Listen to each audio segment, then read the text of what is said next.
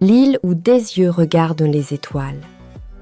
Au cœur de l'océan Pacifique, là où ces vagues titanesques se brisent contre des récifs de lave, là où les vents glacés de l'Antarctique se déchaînent face à des colosses de pierre, un lieu reste oublié de tous. C'est un endroit où le silence enveloppe les rochers noirs d'obsidienne, un endroit abandonné même par les oiseaux en quête de repos. C'est là que se dresse l'île la plus isolée de notre planète, nommée Matakiterani par ceux qui l'ont découverte, un nom qui signifie « des yeux regardent les étoiles ». Les premiers explorateurs, armés de fierté et de fusils, l'ont rebaptisée île de Pâques, un écho lointain de leur conquête. Cette terre, émergeant comme un défi à l'immensité, porte en elle un mystère trop grand pour être simplement nommé. Elle se dresse, monumentale et solitaire, une sentinelle des temps anciens qui s'est éveillée dans le silence pour mourir dans l'oubli. Qui peut dire si les vagues n'ont pas englouti une civilisation entière, ne laissant derrière elles que ce fragile témoignage? Aujourd'hui, Rapa Nui, connue sous le nom d'île de Pâques, une terre chilienne. Ce petit territoire, d'une forme triangulaire s'étendant sur près de 24 km à son point le plus large, dévoile ses mystères sur une superficie de 164 km². C'est un sanctuaire de géants de pierre, les Moai, et le berceau d'une écriture mystérieuse, le Rongorongo, unique témoignage d'une civilisation océanienne évanouie. Située à l'extrémité sud-est du Pacifique, l'île se trouve à plus de 2075 km à l'est de Pitcairn, son voisin le plus proche. Son isolement est tel qu'elle rivalise en solitude avec des lieux comme l'archipel Tristan da Cunha, se dressant comme un des bastions les plus reculés de l'humanité.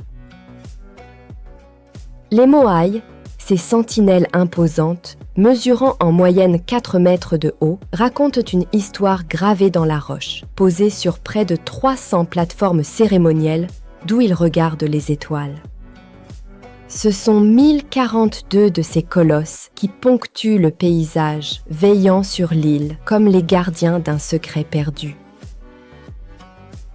Découverte par le navigateur Jacob Roggeveen, un dimanche de Pâques de 1722, elle a été découverte sous les auspices de cette fête, lui conférant son nom européen. L'île, qui abritait alors près de 4000 âmes, a connu les affres de la conquête. Passant sous pavillon espagnol en 1770 sous le nom d'Isla San Carlos, puis devenant un refuge pour les Français avant de s'intégrer définitivement au Chili en 1888. Aujourd'hui, les 7750 habitants, les Rapa Nui, gardent jalousement les clés de ce patrimoine, formant un contre-pouvoir face aux autorités chiliennes. Ils sont les survivants d'une histoire dramatique, gravée dans le temps et la pierre, veillant sur l'âme de Rapa Nui, ce joyau isolé de l'humanité. Chers amis explorateurs de l'inconnu, bonjour et bienvenue dans cette aventure dans le lieu le plus isolé du monde, qui cache beaucoup d'énigmes ainsi qu'une histoire moderne, mouvementée et douloureuse. Dans ce recoin oublié de la géographie, où l'isolement se confonde à la captivité, les scènes du passé prennent une tournure dramatique. Un silence oppressant pèse sur les habitants de ces terres polynésiennes, qui aspirent simplement à embrasser pleinement la vie. Ces âmes, dont le passé est digne d'une attention sans faille dans les livres d'histoire, luttent contre les répercussions d'un racisme qui n'a pas sa place dans un monde éclairé. L'ombre des conquérants, bien que lointain, continue de peser lourdement sur cette île écartée, où les descendants des premiers habitants portent encore le fardeau d'un passé douloureux. Pourtant, le trauma des résidents de cette île reste méconnu. Enveloppés dans un silence qui reflète celui des grandes étendues aquatiques qui les séparent des continents connus. Installez-vous confortablement et bon visionnage. La tragique histoire de Rapa Nui. L'énigme de l'île des géants Moai reste entière, une page de l'histoire que nous effeuillons avec un mélange de fascination et de mélancolie. Cet îlot, théâtre d'une saga au cœur du monde, mérite de retracer brièvement son périple, avant de plonger dans les profondeurs de son héritage mystique. Bien avant que l'île ne capture l'attention du monde, un pirate nommé Davis évoquait déjà une terre mystérieuse en 1686. Mais ce fut en 1722, sous la houlette de Roggewin et sa flotte de 3 navires, que l'île fut officiellement découverte, un lendemain de Pâques, lui valant ainsi son nom. L'accueil initial fut marqué par un échange pacifique. Un natif osant monter à bord en échange de présents, encourageant ses compatriotes à en faire autant. Malgré ce début prometteur, la journée prit une tournure sombre lorsque les Hollandais, soupçonnant les indigènes des vols, décidèrent de poser le pied à terre. Un ordre tragique fut donné. Tirer, c'est le moment, scellant le sort de plusieurs autochtones, y compris celui du premier visiteur.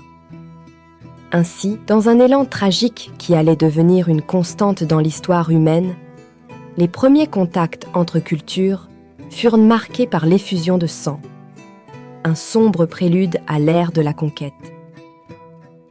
Le récit de Roggewin, qui aurait pu éclairer d'un nouveau jour notre compréhension de l'île, reste cependant énigmatique, laissant planer le doute sur l'état des célèbres statues Moai à son époque. Avions-nous déjà des géants de pierre couchés à terre, témoins silencieux d'une culture en mutation? Le document ne nous offre pas de réponse. En 1769, une nouvelle page de l'histoire s'ouvre avec l'arrivée probable du François de Surville, navigant pour la compagnie de Pondichéry. Aux commandes du Saint Jean-Baptiste, il aurait abordé cette terre lointaine, ajoutant une couche supplémentaire au mystère enveloppant l'île. Jean-François-Marie de Surville était un navigateur français travaillant pour la Compagnie française des Indes orientales, et son navire, le Saint Jean-Baptiste, a exploré diverses parties du Pacifique dans les années 1760, ajoutant ainsi son nom à la liste des premiers Européens à avoir possiblement visité l'île de Pâques.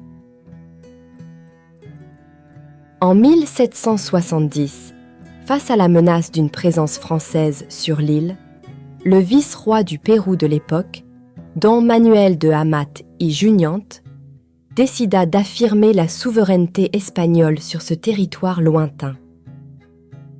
Pour ce faire, il envoya une expédition militaire sous le commandement de Felipe González de Haedo, composée d'un navire de guerre et d'une frégate, avec pour mission de revendiquer officiellement l'île pour l'Espagne.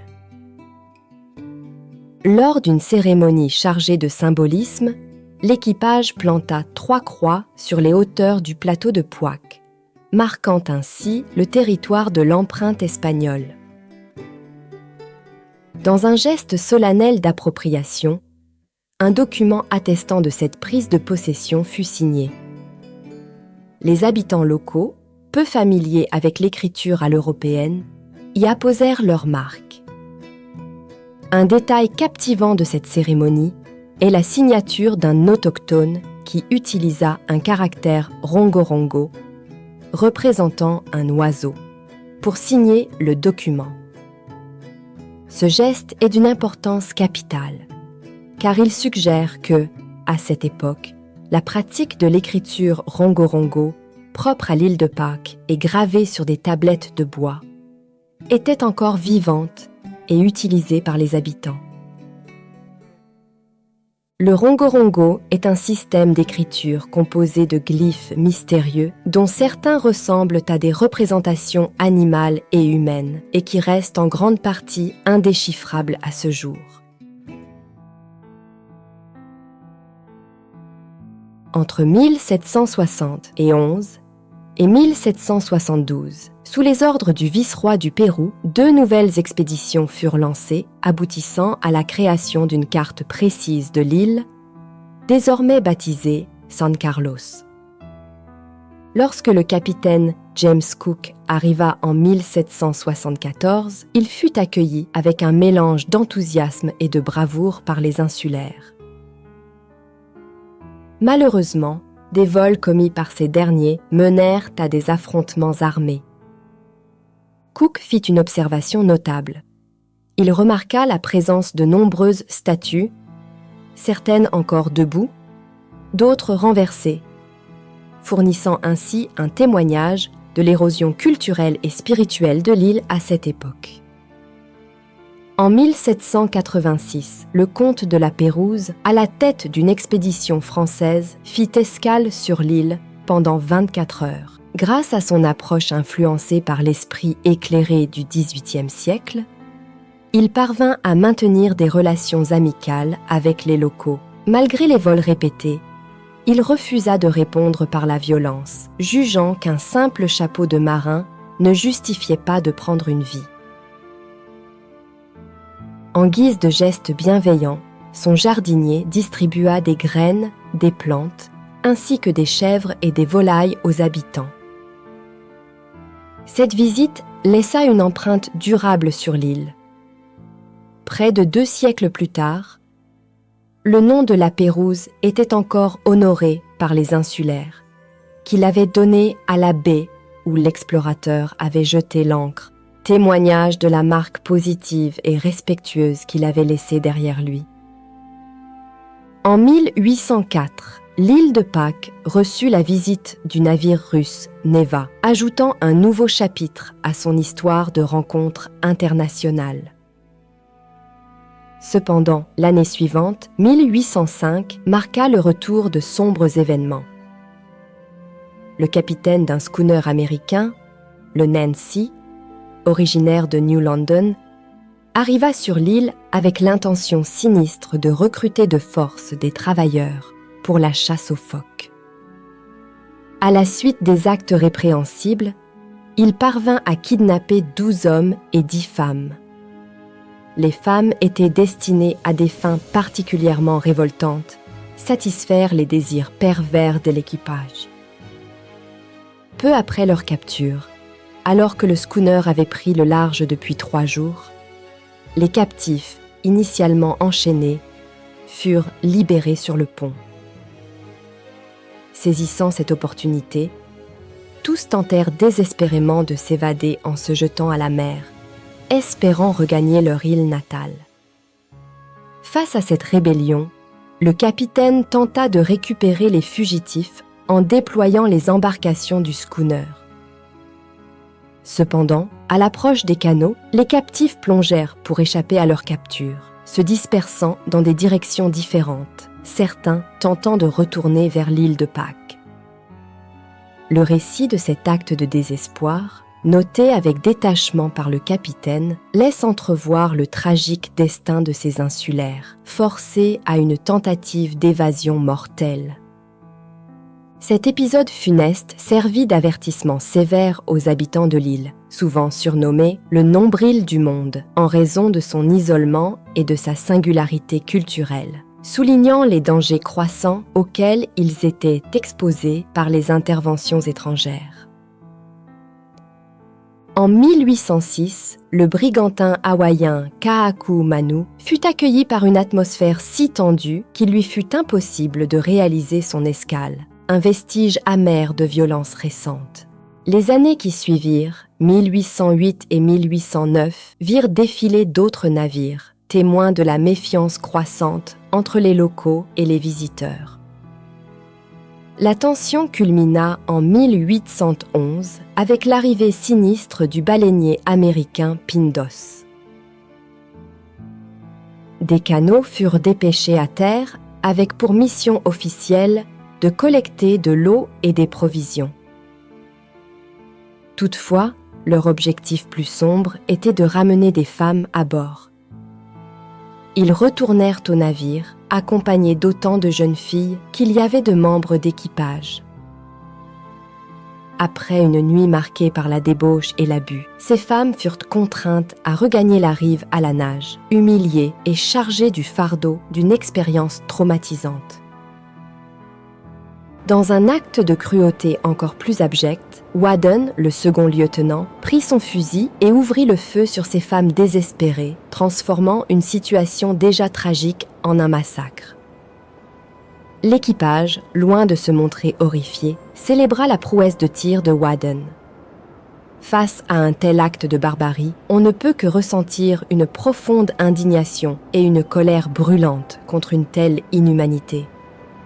En 1816, l'île vit l'arrivée du navire russe Rurik qui avait à son bord une figure éminente de la littérature européenne, le poète romantique Adalbert von Chamisso, d'origine française, mais écrivant en allemand. Face à une réception particulièrement tendue de la part des habitants de l'île, manifestant une grande nervosité, l'amiral Otto von Kotzebue, conscient des risques, prit la décision prudente de rembarquer son équipage. Adalbert von Chamisso est connu pour ses contributions à la littérature romantique allemande et Otto von Kotzebue était un explorateur naval russe. Leur passage éphémère sur l'île reflète les interactions souvent compliquées entre les explorateurs européens et les populations locales lors de cette période d'exploration et de colonisation. Au fil des années, l'île de Pâques vit défiler une multitude de navires, chacun apportant son lot d'histoire. Dans une tournure des événements marqués par le destin, le voilier français Cassini, sous le commandement du capitaine Lejeune, fit escale en 1862. À la suite de cette visite, les révérends pères de la congrégation de Picpus, basée à Valparaíso, furent inspirés à entreprendre une mission d'évangélisation sur l'île.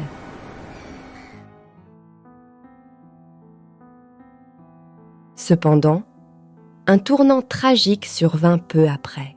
Le 12 décembre 1862, une flotte de 6 navires péruviens jetèrent l'ancre dans la baie d'Angaroa, mais avec des intentions sinistres.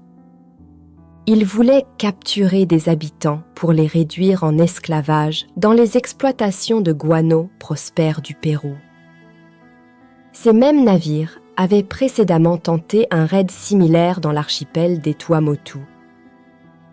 Pourtant, ils avaient été repoussés par une frégate française, qui avait même réussi à s'emparer de l'un d'entre eux.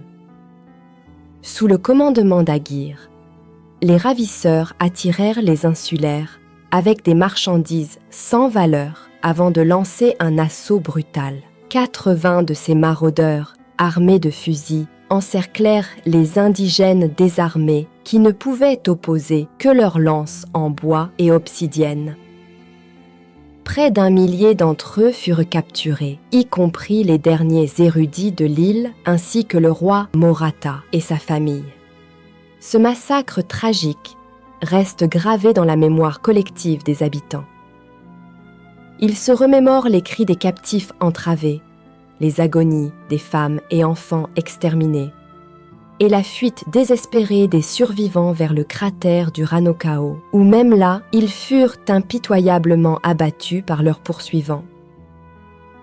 À cause de l'agression brutale d'une poignée d'assassins, le riche héritage oral de Matakiterani, un autre nom pour l'île de Pâques, risquait de s'éteindre, plongeant l'avenir dans l'incertitude de reconstruire ce qui avait été perdu.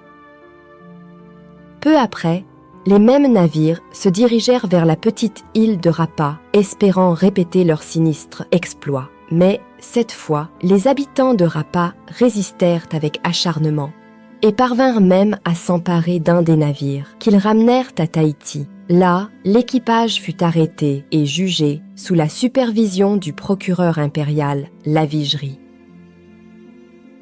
Cette série d'événements déclencha une réaction internationale. Le gouvernement français, encouragé par Monseigneur Tepano Jossens, l'évêque de Tahiti, sollicita l'intervention de Monsieur de Laissay, le consul de France, à Lima, auprès du gouvernement péruvien. En parallèle, l'Angleterre exprima également son mécontentement. À Valparaiso, M. Eugène Ayrault, qui allait devenir une figure clé pour les habitants de l'île de Pâques, mobilisa l'opinion publique et proposa d'aider les survivants des camps péruviens. Cependant, en raison des délais inhérents à l'époque pour les communications, la majorité des captifs, localisés sur les îles Chinchos, périrent sous le coup des mauvais traitements, de la famine ou des maladies, avant que l'ordre de libération émis par le Pérou ne puisse pas être exécuté. Les quelques survivants, renvoyés sans aucune mesure de précaution sanitaire, succombèrent à la variole durant le voyage de retour. Sur les 1000 captifs originels, seulement 15 parvinrent à retourner sur leur île, mais apportèrent avec eux la variole qui décima plus de la moitié des résidents restants en quelques mois uniquement, transformant l'île en un véritable cimetière à ciel ouvert. 10 ans plus tard, l'écrivain Pierre Loti, en visitant l'île, décrivit un paysage macabre où les sentiers étaient jonchés d'ossements et des squelettes entiers gisaient à l'abandon dans les herbes. De 5000 habitants avant cette tragédie, l'île ne comptait plus que 600 âmes, témoignant de l'ampleur du désastre humain qui s'était abattu sur cette terre isolée. En mai 1863, la goélette Favorite fit escale sur l'île de Pâques, ramenant avec elle 6 habitants de l'île et amenant pour la première fois le frère Eugène Ayrault. Ce missionnaire, armé d'un courage et d'une finesse remarquables, entreprit de familiariser les survivants éprouvés de l'île avec les enseignements du christianisme.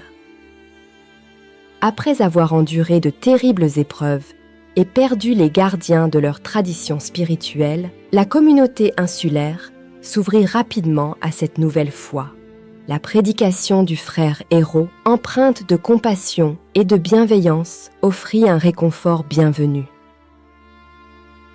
Son action fut suivie par celle d'autres missionnaires, venus renforcer l'œuvre entamée par ce pionnier qui continua sa mission jusqu'à son décès le 14 août 1868, laissant derrière lui une île entière convertie au christianisme. Eugène Ayrault était un missionnaire de la Congrégation des Sacrés-Cœurs et de l'adoration perpétuelle, connu pour être le premier à introduire le christianisme sur l'île de Pâques.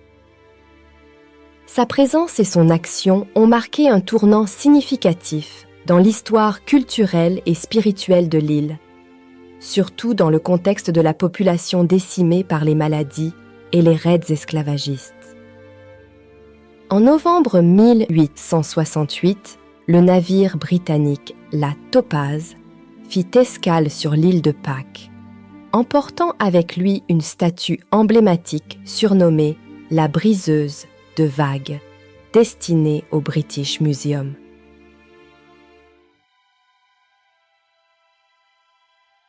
Durant le même mois, le père Zumbaum arriva sur l'île, apportant avec lui des animaux domestiques et des plantes adaptées au climat local, dans l'espoir d'enrichir l'agriculture et l'élevage insulaire.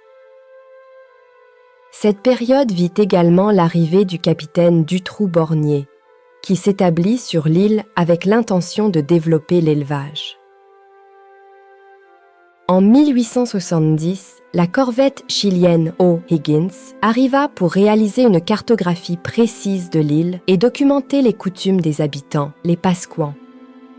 Cependant, l'année marqua un retour à l'instabilité pour l'île de Pâques. Un conflit éclata entre Dutroux-Bornier et le frère Roussel, se manifestant par des échanges de tirs, des pillages et des violences ayant entraîné des blessés et des morts. Face à cette situation chaotique, la mission catholique prit la décision d'évacuer l'île, emmenant une partie de la population vers Mangareva, tandis qu'environ 300 personnes choisirent de suivre Brander, un ancien associé de Dutroux-Bornier, pour s'installer à Tahiti. Contraints par les circonstances, 111 habitants restèrent sur l'île avec Dutroux-Bornier, dont le règne fut de courte durée, puisqu'il fut rapidement assassiné. En 1871, le navire russe Vitiaz réalisa une expédition scientifique qui le mena à l'île de Pâques. Constatant l'état de délaissement de l'île, l'équipage se dirigea vers Tahiti, où se trouvaient les Pasquians ayant fui leur terre natale. Là, ils furent reçus par Monseigneur Jossen, une figure ecclésiastique influente, en possession d'une tablette rongo-rongo, objet précieux témoignant de la culture unique de l'île. L'année suivante, en 1872, la corvette française La Flore accosta, avec à son bord le renommé écrivain français Pierre Loti. Fasciné par les traditions des Pascouans qui avaient survécu aux épreuves, Loti utilisa son talent littéraire et sa profonde empathie pour rédiger un des récits les plus éclairants sur l'île de Pâques, souvent surnommé le « nombril du monde » en raison de son isolement et de son mystère. Lors de sa visite, Loti saisit l'occasion d'emmener une tête de statue Moai, qui est désormais exposée au Musée de l'Homme à Paris, offrant ainsi une fenêtre tangible sur le riche patrimoine de l'île, bien loin de son sol d'origine. En 1877, Adolphe Pinard, un érudit français au parcours remarquable, se rendit sur l'île de Pâques pour y mener des recherches approfondies. À l'instar de Pierre Loti, il collecta une multitude d'artefacts qui enrichirent par la suite les collections de divers musées. Pinard laissa derrière lui un compte rendu exceptionnellement détaillé de son séjour, contribuant précieusement à la documentation sur l'île. 2 ans plus tard, en 1879, un homme d'origine tahitienne, descendant de la noblesse locale, choisit de s'établir sur l'île de Pâques pour administrer les terres laissées par Dutroux-Bornier. Accompagné d'une équipe de Tahitiens, il y vécut 20 ans, gagnant l'affection des habitants grâce à sa bienveillance et son empathie, rappelant à la population leurs racines polynésiennes. Il fut également à l'origine de l'introduction de la langue et de la culture tahitienne sur l'île.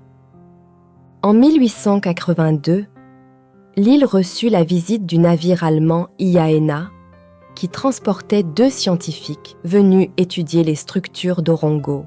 Ils firent des relevés précis et ramenèrent de nombreux objets vers l'Allemagne pour enrichir les collections des musées. 4 ans plus tard, en 1886, l'explorateur américain Thomson, à bord du Mohican et travaillant pour le musée de Washington, arriva sur l'île.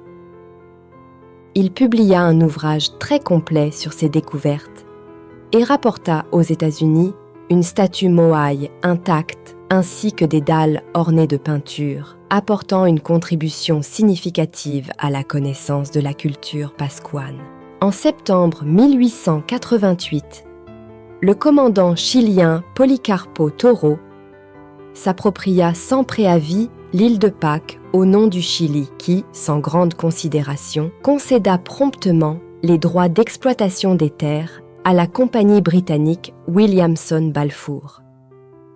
Dès lors, l'île de Pâques fut dominée non plus par ses habitants, mais par l'élevage au vin qui dévasta son sol fragile et sa végétation clairsemée. Les habitants de l'île furent confinés à Hangaroa, le principal village, désormais encerclé de barbelés.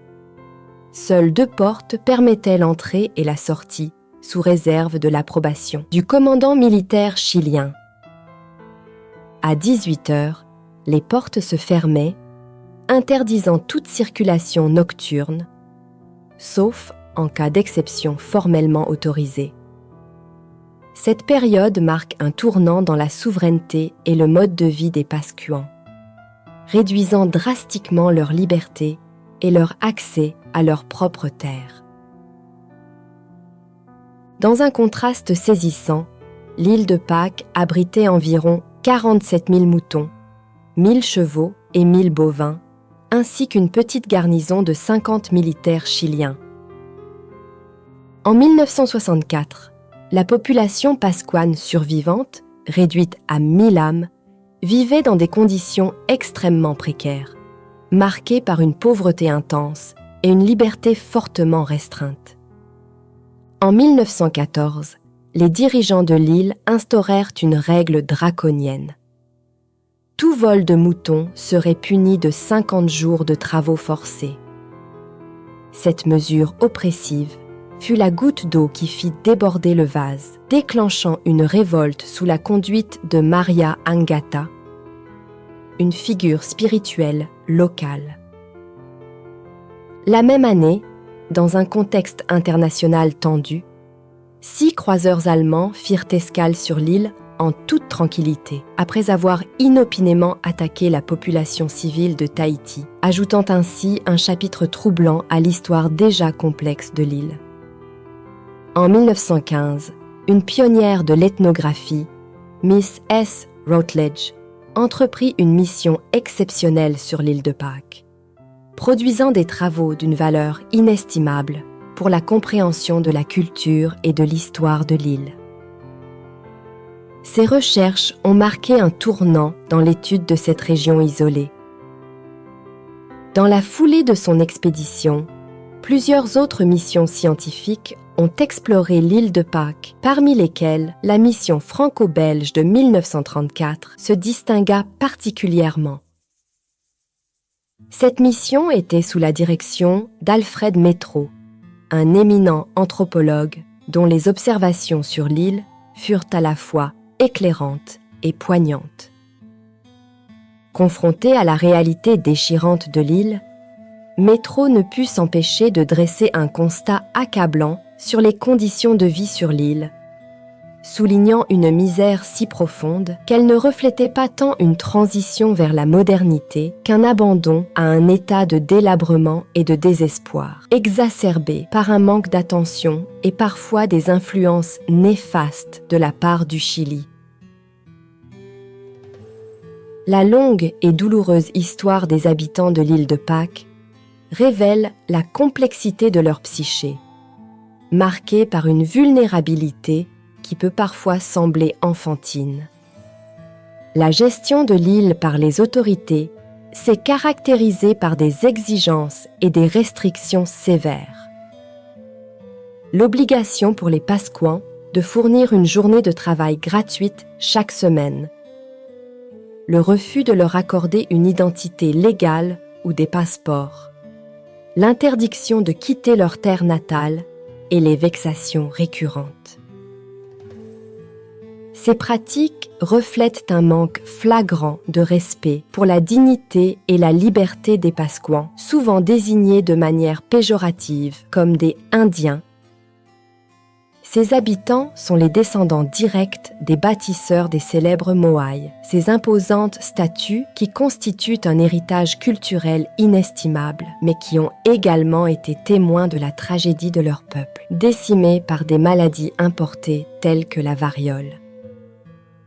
Cette attitude des autorités a non seulement aliéné les habitants, mais a aussi terni l'image que l'Occident souhaite généralement projeter de lui-même, celle d'un gardien des droits et des libertés individuelles.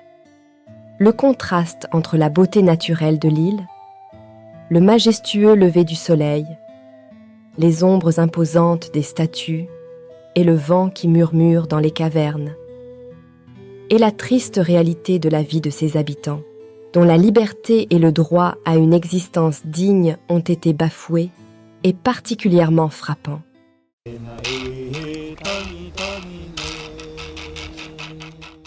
Este pájaro se llama Manutar. Es un pájaro propio de nuestra historia, de nuestra isla. Chers amis, nous clôturons ce chapitre fascinant de notre voyage dans l'histoire moderne de l'île de Pâques. J'espère de tout cœur que vos connaissances sur cette terre, enveloppée de mystères et d'histoires ancestrales, ont été enrichies et que ce premier épisode vous a donné l'envie d'en découvrir encore plus. Ne ratez surtout pas notre prochaine escapade intitulée « Incursion en terre des Moai ». Ensemble, nous allons explorer encore plus en profondeur le mystère de ces géants de pierre, véritables sentinelles de l'île de Pâques, pour percer les secrets de leur existence et les légendes qui les entourent. D'ici. Aujourd'hui, je vais vous raconter une histoire que vous n'avez probablement jamais entendue. C'est sur les origines et les croyances des Rapa Nui, le peuple originaire de l'île de Pâques, selon son nom occidental. Mais cette incursion en terre de Moai ne vous laissera pas indifférent, puisque la réalité dépasse de loin la fiction. Le récit qui va suivre est le fruit de 10 ans de recherche du célèbre ethnologue et archéologue français Francis Mazières. Le chercheur a été accompagné et soutenu dans son travail pendant ce long séjour sur le nombril du monde par son épouse Tila, archéologue, elle aussi, et qui parlait couramment la langue traditionnelle des Rapa Nui. Sur le terrain, il tente dès 1963 de percer le secret des Moai, ces statues mystérieuses dressées sur l'île de Pâques. Il raconte cette expérience dans son livre « Fantastique île de Pâques », best-seller tiré à près d'1 million d'exemplaires et traduit dans de nombreuses langues. Bien que ce que vous allez entendre et apprendre dans le cadre de cette vidéo peut sembler farfelu, voire même de la science-fiction, est cependant vrai. Mazières lui-même était conscient que les dinosaures de l'archéologie orthodoxe ne voulaient pas entendre les conclusions de son travail de longue haleine sur le terrain. Pour ce fait, bien qu'il ait donné beaucoup de conférences sur le sujet, il évitait de parler trop ouvertement à la télévision. Les bien-pensants d'hier, comme d'aujourd'hui, entourent d'un mur de silence tout ce qui pourrait renverser leurs limites bien établies. Comme un avant-goût de ce qui suivra dans ce documentaire, voilà quelques affirmations que ces informateurs, les derniers sages de l'île, lui racontèrent, tout en soulignant qu'ils détenaient ces enseignements dès leurs arrière-grands-pères. La première planète que les hommes vont connaître est Vénus. Notre corps ne peut résister plus de 2 mois sur les planètes. Il existe des gens parmi nous que nous ne pouvons pas voir. Seule notre Terre possède des hommes de différentes couleurs. Des gens vivent sur la Lune. Et beaucoup plus encore. Affirmation prononcée avec assurance et sans l'ombre d'un doute par le vieux Rapa Nui lépreux, Gabriel Ververin, en 1962, et que nous allons écouter en intégralité en fin de cette vidéo. Chers amis explorateurs, bonjour et bienvenue. Êtes-vous prêts à vous lancer dans cette nouvelle aventure? Allons-y. Les mystères du triangle polynésien.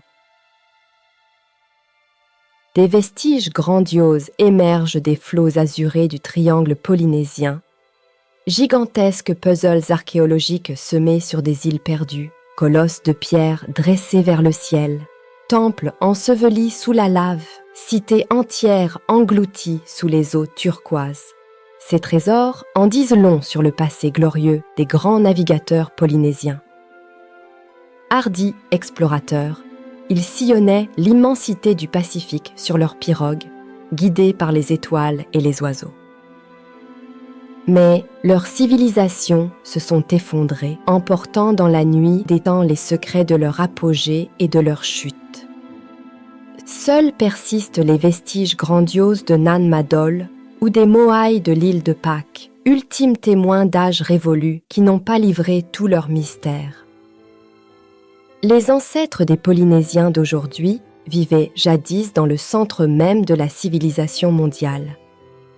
Sur ces îles, baignées par les eaux du Pacifique, on peut découvrir les souvenirs d'une grande civilisation. Il y a de gigantesques temples de pierre, des murs de pierre cyclopéens, des canaux, des routes pavées, d'innombrables monolithes, des statues, œuvres qui ont exigé des ressources continentales et des ouvriers habiles.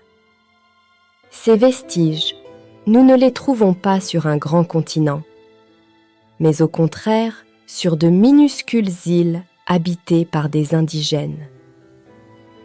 les grandes ruines ne peuvent être que les travaux d'une grande civilisation disparue qui existait il y a des millénaires et de laquelle nous ne savons rien. Des souvenirs sont nombreux, éparpillés, et il est difficile de savoir par où commencer leur description. Le préférable est de commencer par les mystérieuses statues de l'île de Pâques, qui sont mieux connues que les autres vestiges. Outre les Moai, l'île de Pâques présente d'autres mystères, comme le culte de l'homme-oiseau Tangata Manu, les tablettes de bois couvertes de signes indéchiffrables, Rongo Rongo. Cependant, d'autres îles du Pacifique comme Nan Madol en Micronésie, Tonga, les îles Mariannes ou les îles Carolines conservent des vestiges de constructions mégalithiques témoignant de civilisations anciennes, aujourd'hui disparues. Leur origine et leur histoire sont mal connues. Certaines théories avancent que ces civilisations océaniennes auraient un lien avec le mythique continent englouti de Mu, berceau d'une civilisation ancestrale très avancée qui se serait effondrée après une catastrophe. Mémoire de la Terre des Rapa Nui. L'île de Pâques est un joyau perdu dans l'immensité du Pacifique Sud.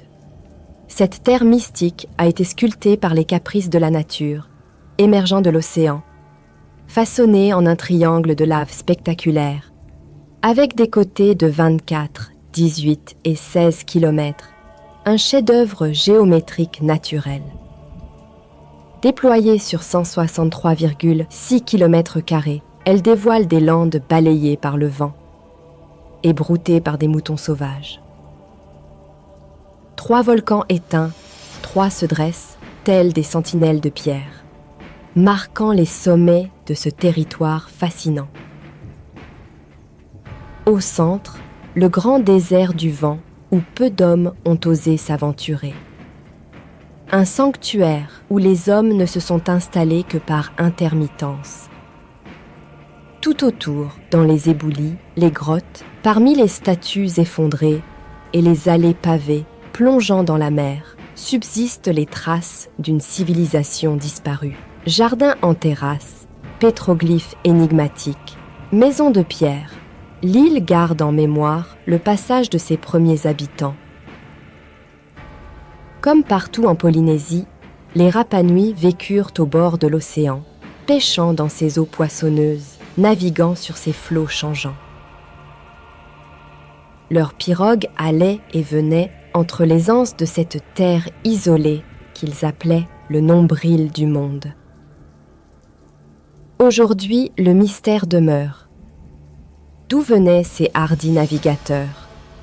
Comment érigèrent-ils les centaines de Moai, ces colosses de pierre tournés vers l'intérieur des terres ?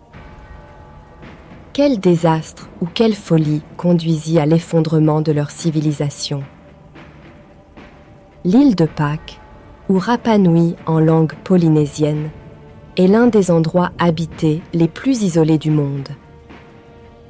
Perdue dans l'immensité du Pacifique Sud, à plus de 3500 km du Chili, elle fascine par les mystères de son passé. D'après une théorie controversée, elle aurait fait partie du mythique continent englouti de Mu, berceau d'une civilisation ancestrale au savoir très avancé. Ses premiers habitants, arrivés vers l'an 500 après Jésus-Christ, seraient des rescapés de ce territoire englouti sous les flots des milliers d'années plus tôt. Ils appartenaient à la race blanche, ce qui les rapprocherait des anciens Muiens. Grands, à la peau claire et aux yeux sombres, ils possédaient en effet des traits physiques inhabituels pour des Polynésiens. Selon la légende, l'humanité aurait fait sa première apparition sur Terre, sur le continent de Mu. L'île de Pâques et les autres îles polynésiennes ne seraient que les vestiges de ce territoire malheureux englouti sous les flots.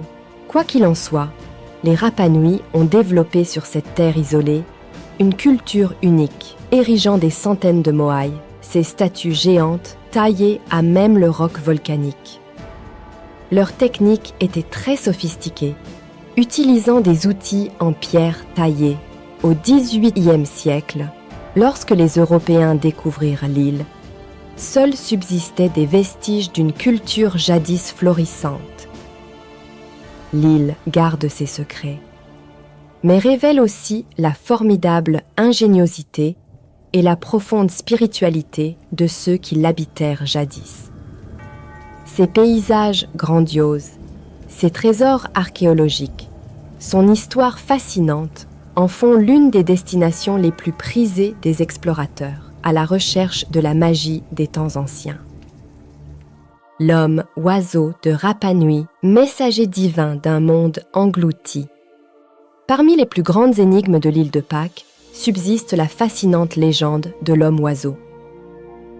Dans les croyances des anciens Rapa Nui, il était le messager du monde des esprits, le médiateur entre le divin et le profane.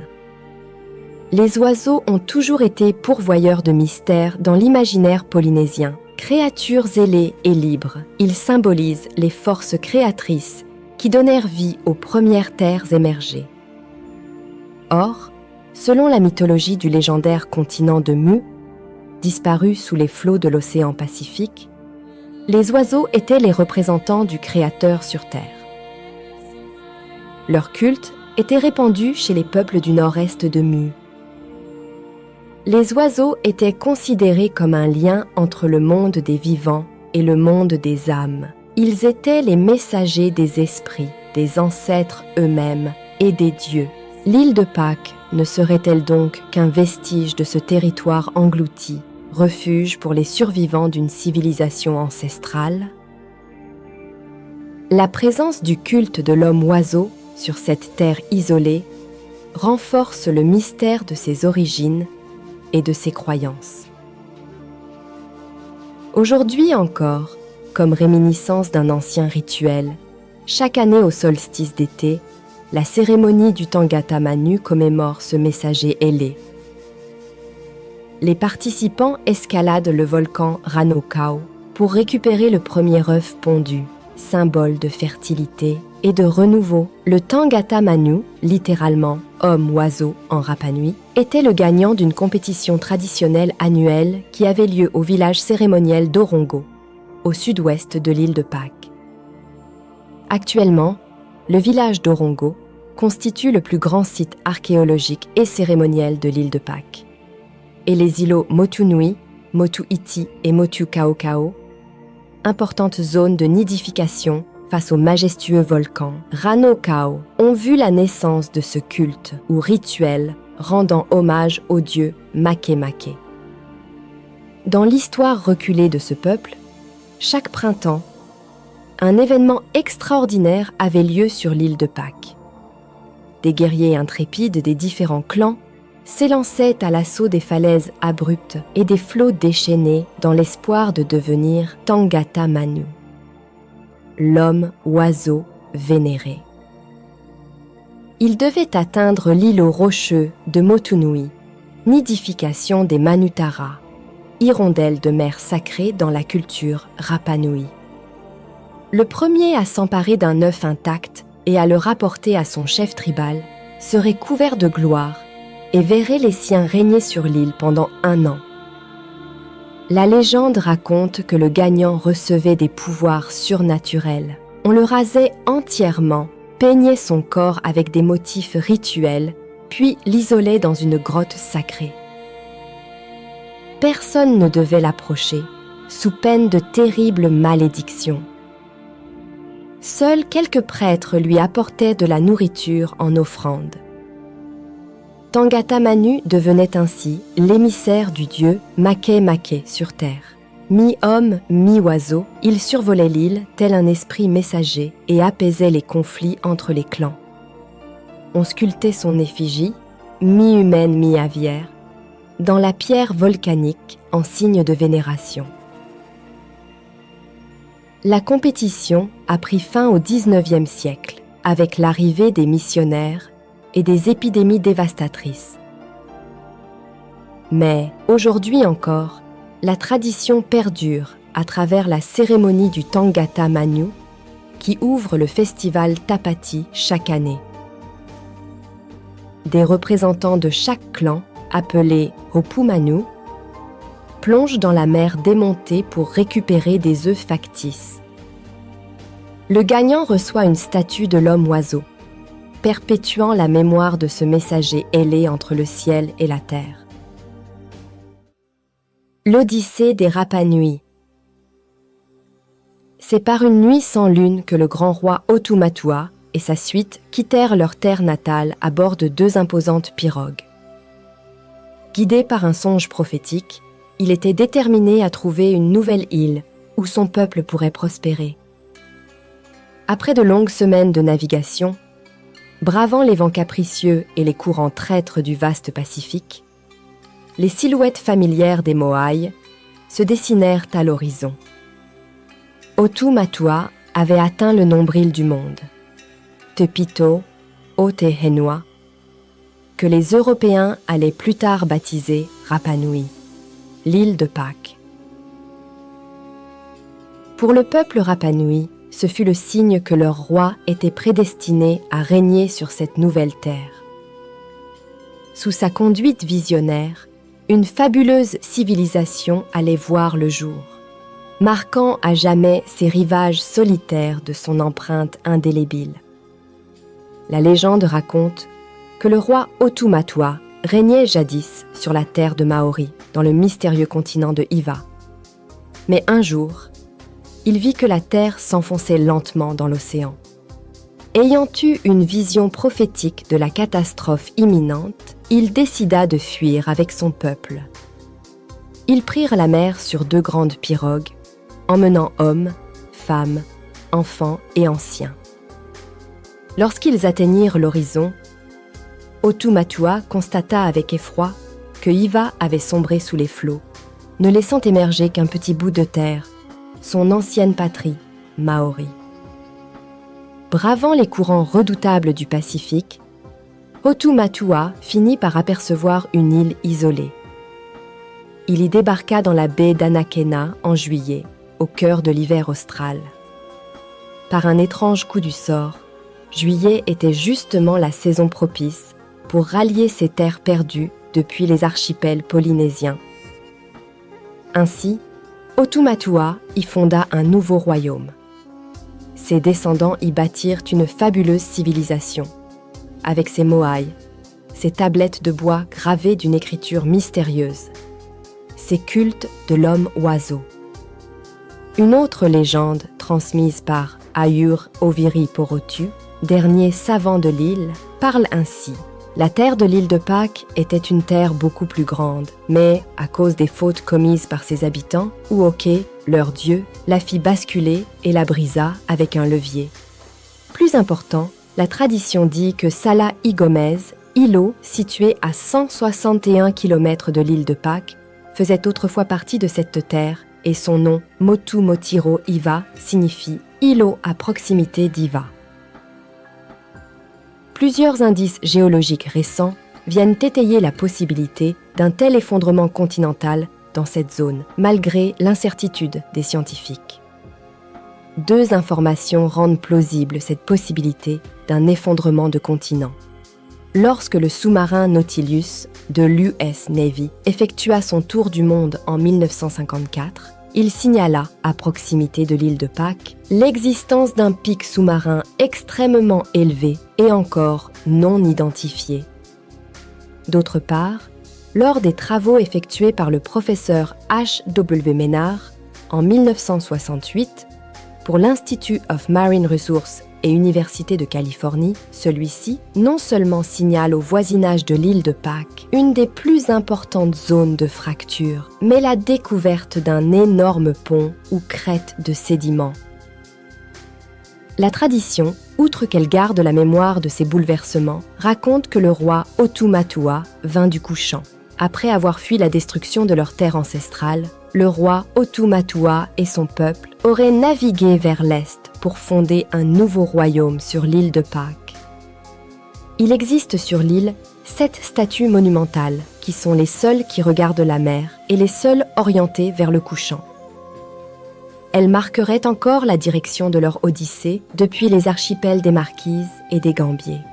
Il faut s'imaginer cette population d'immigrés arrivant exténuée après son extraordinaire périple, ayant quitté un pays d'arbres et de chaleur, dit la tradition, et découvrant cette terre déserte, battue par le vent froid.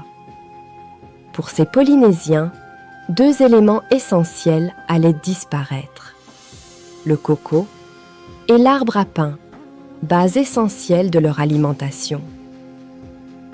Sous cette latitude, ces deux arbres ne peuvent pas, en effet, proliférer et seuls, deux cocotiers ont survécu, tout en devenant stériles.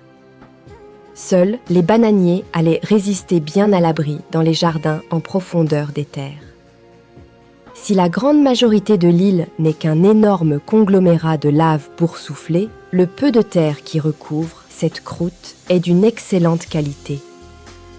La grande difficulté pour l'île est de pouvoir obtenir et maintenir des arbres. En effet, la profondeur de la terre végétale n'excédant pas 40 à 50 cm, les racines de ceux-ci doivent s'insinuer presque à horizontale. Étant donné la violence des vents, les arbres devaient être protégés par un muret de pierre et l'on retrouve fréquemment ces manavailles circulaires de 3 à 5 mètres qui étaient construits à proximité des habitations. De ces arbres ne restent aujourd'hui que quelques exemplaires dégénérés. Au crépuscule, sur la plage rose d'Anakena, nous nous tenons aux portes d'une épopée, prêts à arpenter le chemin du passé vers les vestiges d'une civilisation dont la grandeur résonne encore comme un écho à travers les âges. Dans cette quête, nous pénétrons dans le sanctuaire du silence, où le temps semble s'être figé, où chaque mégalithe et chaque ombre projetée raconte une histoire oubliée.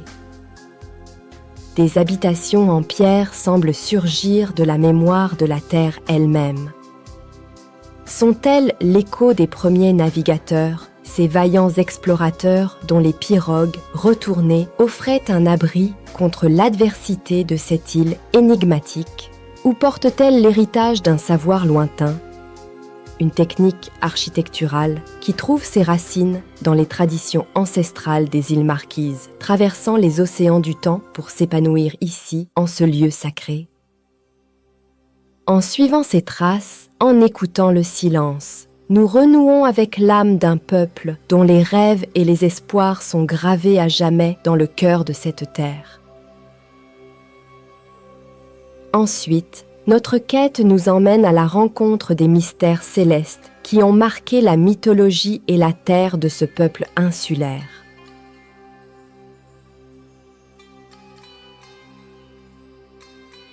Le nom Uretioti'omoana résonne avec une aura vibrante et de révérence, car il désigne les aérolites, ces messagers célestes venus des confins de l'espace.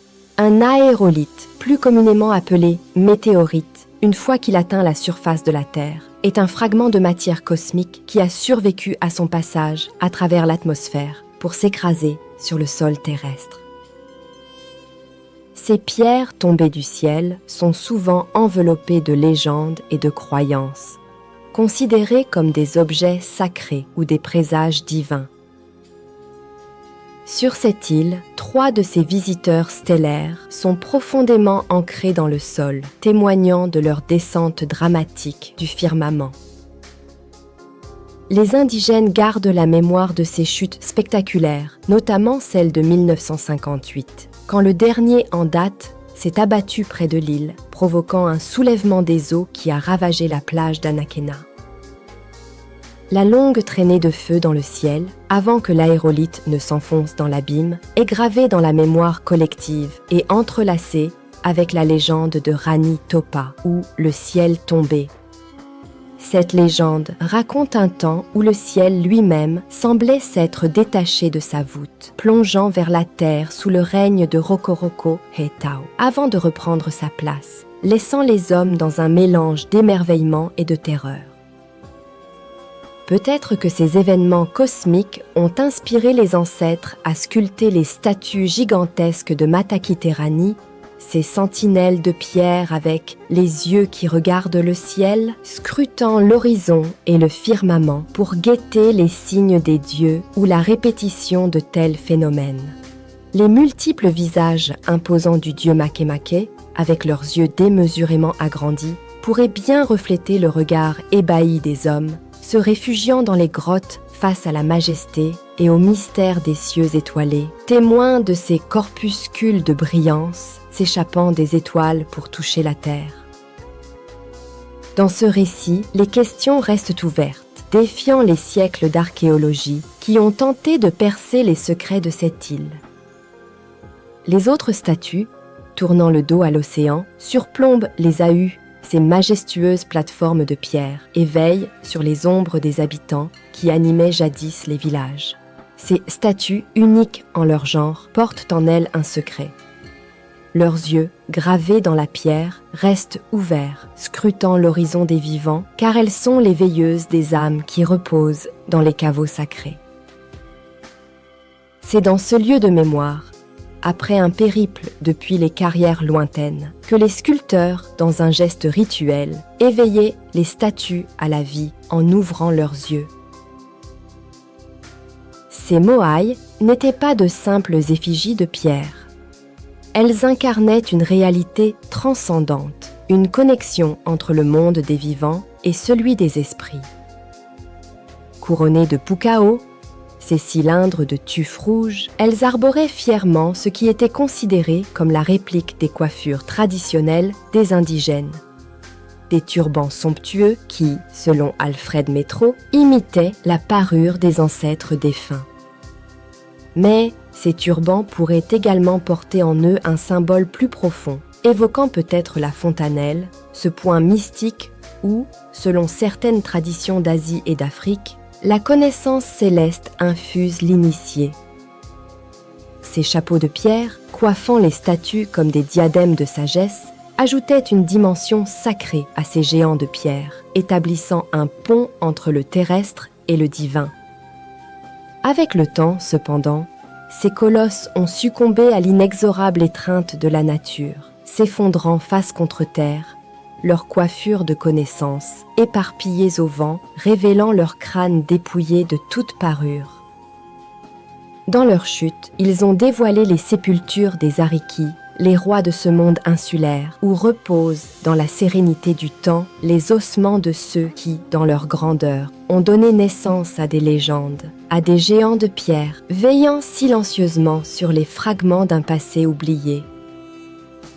La légende ancestrale des Rapa Nui nous transporte aux origines mythiques de cette île mystérieuse, évoquant l'arrivée des premiers habitants, décrits comme les descendants d'une race primordiale aux traits distinctifs remarquables, de grande taille, avec de longs bras et un thorax imposant, des oreilles proéminentes, des cheveux d'un blond pur et une peau lisse et brillante. Curieusement, cette race ancienne ne maîtrisait pas le feu, une anomalie culturelle fascinante qui soulève plus de questions qu'elle n'apporte de réponses. Cette légende trouve un écho intrigant dans la théorie controversée du docteur Paul Rivet, directeur du célèbre Musée de l'Homme. Rivet a postulé des contacts anciens entre les peuples de la Polynésie et ceux des Amériques, une hypothèse qui, malgré les débats qu'elle a suscités, repose sur des observations linguistiques et culturelles troublantes. Les parallèles linguistiques entre les langues de la Polynésie et celles de régions aussi éloignées que la Terre de Feu, les territoires Aymara de l'Équateur et l'ancien Pérou sont frappants. Des expressions identiques et des structures de langage similaires traversent ces vastes étendues d'océan, suggérant des échanges ou des influences réciproques à une époque préhistorique. Au-delà de la langue, les similitudes culturelles sont tout aussi fascinantes. Les sociétés de ces régions partagent une série d'éléments culturels comme la division en castes, l'unification des pouvoirs séculiers et spirituels, l'existence de langues cérémonielles distinctes du vernaculaire, des parures de plumes similaires, des concepts de propriété partagée, ainsi que des pratiques telles que les sacrifices humains et l'anthropophagie. Ces indices, dispersés à travers les continents et les océans, tissent ensemble le récit d'une humanité beaucoup plus interconnectée qu'on ne le pensait auparavant. Pierre Honoré, l'historien et chercheur, nous transporte dans le monde des Urus, ces premiers occupants de l'Amérique du Sud, aux caractéristiques physiques distinctives, connus pour leur crâne allongé ou dolicocéphale. Ces peuples, parleurs de la langue arawak, construisaient leurs demeures dans les recoins paisibles et sur les îlots du vaste lac Titicaca, établissant leur présence depuis les contreforts andins jusqu'aux rivages du Pacifique. Leurs embarcations de roseaux, similaires à celles dépeintes dans les sculptures de l'île de Pâques, suggèrent un lien entre ces cultures distantes, peut-être originaires de l'Amazonie.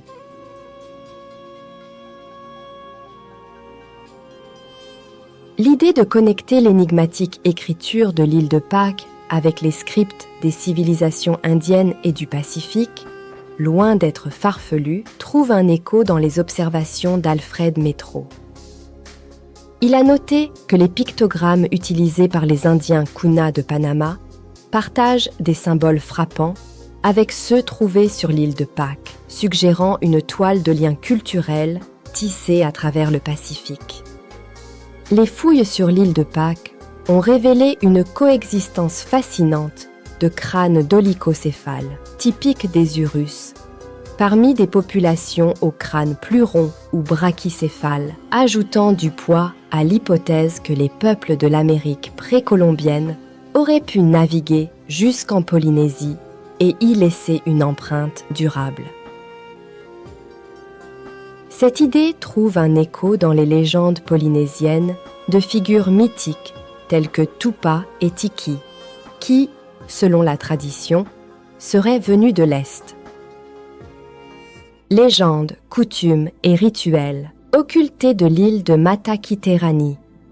Sur le sable fin de la plage d'Anakena, nous nous rassemblions autour du vieux conteur Rapa Nui, sous le voile étoilé de la nuit. Francis Mazière nous transmet ces moments où, dans un silence respectueux, la voix du passé résonnait sans entrave, portant les récits d'un grand-père autrefois cannibale, mais gardien des champs ancestraux, des tailleurs de statues. Ces histoires, émanant d'un monde dont les chemins se sont perdus dans l'oubli, plongeaient l'auditoire dans l'étrangeté d'une vie révolue, sous la bienveillance des Atua, les divinités veillant sur le cycle de la vie. Les traditions entourant la naissance étaient empreintes de sacralité et de rituels précis. Au cœur de ces coutumes, le four de pierre, l'umu, offert par le beau-père à sa belle-fille, symbolisait le respect et la vénération pour la nouvelle vie à venir. À cette occasion, les intestins d'un poulet, considérés comme un mets de choix, étaient réservés pour la future mère, tandis que le reste du repas était partagé avec la famille dans un esprit de communion et de sacré. Lors de l'accouchement, la mère, soutenue et massée par son époux, s'agenouillait à terre, une posture facilitant la naissance et la respiration. La tradition voulait que le cordon ombilical soit coupé avec les dents, une pratique évitant l'usage de l'obsidienne pour préserver le mana, cette force vitale, transmise par les parents, et sceller ainsi le destin de l'enfant. Un prêtre, témoin et garant des rites, interprétait les rêves prémonitoires qu'il avait faits la veille pour orienter le parcours de vie de l'enfant. Lors de ce rituel, le cordon ombilical et le placenta étaient soit précieusement enterrés, soit livrés aux vagues. Le prêtre prononçait à haute voix cette phrase qui témoigne de l'origine de ce petit peuple. Il s'écriait « Va, retourne à Iva ». Une autre coutume de l'île voulait que les familles de Rapa Nui s'adonnaient à l'enseignement d'un art ancestral, le kai-kai, un jeu rituel de ficelle. Cette tradition, encore préservée, était bien plus qu'un simple divertissement. Les enfants, guidés par leurs aînés, manipulaient habilement une boucle de ficelle pour créer des figures complexes, chacune racontant une histoire, un événement ou capturant l'essence d'une image précise de leur riche héritage culturel. À chaque configuration, une psalmodie accompagnait le mouvement des mains, un chant rituel qui donnait vie à la figure et en renforçait la signification. Le Kaikai n'était pas qu'un jeu. C'était une passerelle vers la connaissance, un préambule ludique à l'apprentissage de l'écriture rongo, un privilège et un honneur réservés à quelques élus. Ce jeu de ficelle servait de support mnémotechnique, facilitant la mémorisation des récits et des connaissances ancestrales. L'enfance à Rapa Nui n'était pas simplement une période de jeu. Avec l'arrivée de la puberté, qui marquait non pas une étape, mais un passage vers une nouvelle liberté, les jeunes se retrouvaient dans les grandes maisons communales, les Are Nui. Ces lieux étaient des espaces d'apprentissage où la danse et d'autres formes de plaisir étaient enseignées, contribuant à la cohésion sociale et à la transmission des traditions. La vie quotidienne était rythmée par le partage des tâches. Les enfants participaient aux activités familiales, s'initiant aux travaux agricoles ou artisanaux, perpétuant ainsi les savoir-faire de leurs ancêtres. Mais cette idylle était bousculée par les périodes de conflit, transformant radicalement l'existence de ces jeunes âmes. Quand les guerres survinrent, les enfants durent se réfugier dans l'ombre froide des cavernes où beaucoup moururent de faim. Les anciens de l'île racontent que les hommes pouvaient autrefois voir dans l'obscurité des grottes, leurs yeux s'adaptant au noir profond, à l'instar des créatures nocturnes. Cette adaptation, cultivée dès l'enfance, leur permettait de naviguer dans les ténèbres sans l'aide de la lumière artificielle. Cette croyance, loin d'être une simple légende, trouve un écho dans la découverte étonnante faite par Mazière et son équipe. Au cœur d'un long couloir souterrain, s'étendant sur plus de 100 mètres, ils tombent sur des fresques d'une qualité exceptionnelle, témoignant d'un art maîtrisé et d'une expression culturelle riche. Le mystère s'épaissit lorsqu'ils réalisent qu'aucune trace de suie ou de charbon n'entache pas le plafond de la grotte. Un indice qui, dans les contextes habituels, aurait suggéré l'utilisation de torches ou de feux pour éclairer l'espace lors de la création de ces œuvres. Cette absence de preuve d'une source de lumière artificielle dans un lieu si confiné et éloigné de l'entrée de la grotte apporte de l'eau au moulin à la théorie des anciens.